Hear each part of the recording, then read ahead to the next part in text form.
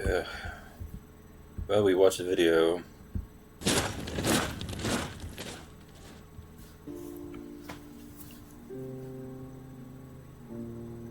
The Prussian education system, introduced in the late 18th century, revolutionized schooling with the For the worse, this revolution changed the system for the emphasis worst. on universal compulsory education.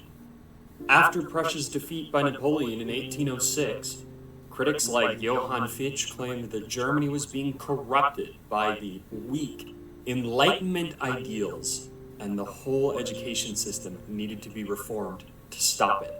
Self-seeking and self-thinking needed to be replaced by discipline and respect for authority. Thus, the Prussian model of schooling was born. The Prussian school system was enhanced to create a more unified and disciplined Germany. Key features included free primary education, professionally trained teachers, and standardized curriculum. It would be the first step in creating the modern school system we see today. However, it also separated the young of the elite from everyone else. The children of the rich and powerful families would be sent to Realschule to prepare them as the next generation of leaders and decision makers in Germany. The rest of the German children were sent to Volksschule to be taught what the average German needed to know to be ready to enter factory work. Reading, writing, some arithmetic, ethics, duty, discipline, and obedience. It was exactly what older German figures like Johann Hecker were dreaming about, with a system that would create the perfect worker, civil servant, and soldier. In all fairness, this system seemed to work, and soon it began to attract intelligent people from all over the world. Minds like Edward Everett, future governor of Massachusetts, George Bancroft, and Henry Wadsworth Longfellow, among others, pursued advanced degrees in Prussian universities, eventually attracting the attention of one Horace Mann. In the 1830s, American educator Horace Mann visited Prussia and was impressed by their system. He saw it as a model for creating an educated citizenry and promoting social equality in the United States.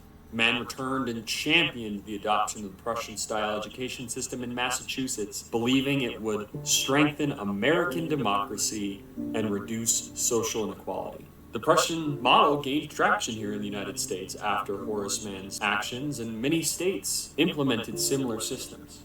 It introduced concepts like grade levels, standardized testing, and a focus on punctuality and obedience. These elements were seen as crucial for preparing students for the industrial workforce in the new age. John D. Rockefeller, the oil tycoon and philanthropist, was a strong supporter of the Prussian-inspired education system. He saw it as a way to create a more efficient and productive workforce, which aligned with his business interests and vision for American society. Why was he so interested in this new system? The new 8-hour structured school system matched his factory floor perfectly. Whether intentional or not, compulsory schooling created a factory for factory workers. The legacy of the Prussian school system in American education is profound and enduring. It shaped the structure of our schools from kindergarten through high school and established many practices we still use today, such as age-based grade levels and standardized curricula. While the Prussian model brought organization and accessibility to American education, it has faced criticism for potentially stifling creativity and individual thinking. As we move forward, the challenge lies in balancing the system's strengths with the need for innovation and personalized learning in our ever-evolving world. At Beyond Abundance Academy, it also makes us wonder, what profound effects have your schooling had on you? And can you... Factory for factory workers. Now, I can say and testify that my own experience of coming up through this system was exactly like that. It tended to create obedience to this compulsory schedule that we were all force-fed down our throats, whether we wanted to or not. We were required to attend, this compulsory education system. Now, I'm not exactly critical of the compulsory nature of it. I mean, yeah, sure, kids should and ought to go to school,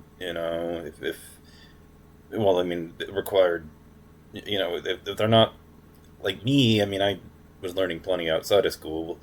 But looking back on my own experience, there are a number of things I'm grateful for. I mean, my teachers gave me this enduring curiosity about the world outside of America. They were absolutely fascinated by British culture and by Scandinavia and everything, and the legacy of that has stayed with me through my K through 12 experience. It definitely is something that I look back on with fondness, and thank you sensei towards them. That being the Japanese word for teacher. Anyways, there was a lot that I wanted to say about this, though, and about the videos such as this and what they're saying. A factory for factory workers. What jumps out in my mind about the American education system is that that's exactly what it feels like. It feels like you're being shuffled through a factory. But then I started to reflect on it, and I started to realize something that most economists have pointed out, which at this point I'm convinced that we would be better off not having schools at all than using the Prussian system. Better to burn all of the schools down to ash, fire all the teachers, and ban a society from recreating it so that nothing can be built on top of the ash ever again than use this system. And why am I so dead set against it, and why do I not believe in, how we're educating the youth? It's very simple. Nothing that system prepares you for has anything to do with life in the 21st century. At all.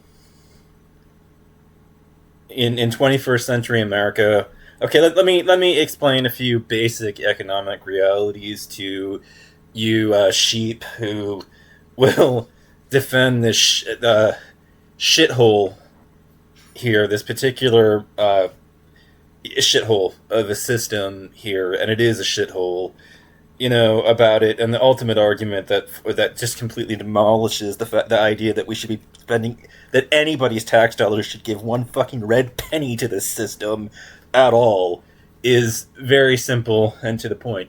Most of the factory work has been shipped off to China, who does most of the world's manufacturing.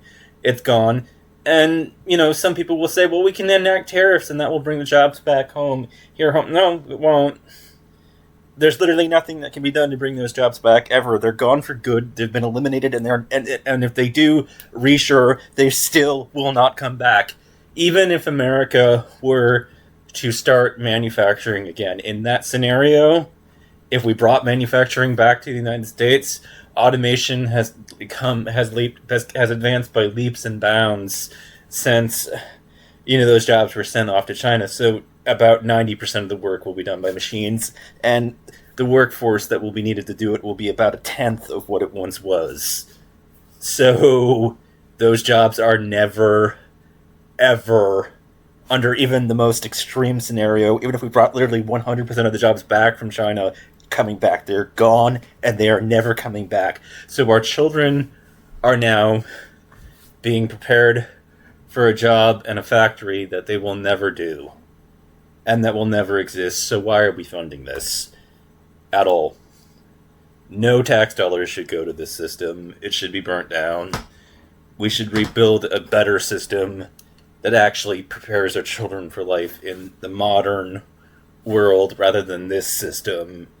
Rotten pile of shit system that it is, because let's be real, most of America's children will never work in a factory. Almost all of them, like maybe the fringe minority of them ever will. That they are being prepared for a future that no longer exists. So why are we spending our tax dollars on it?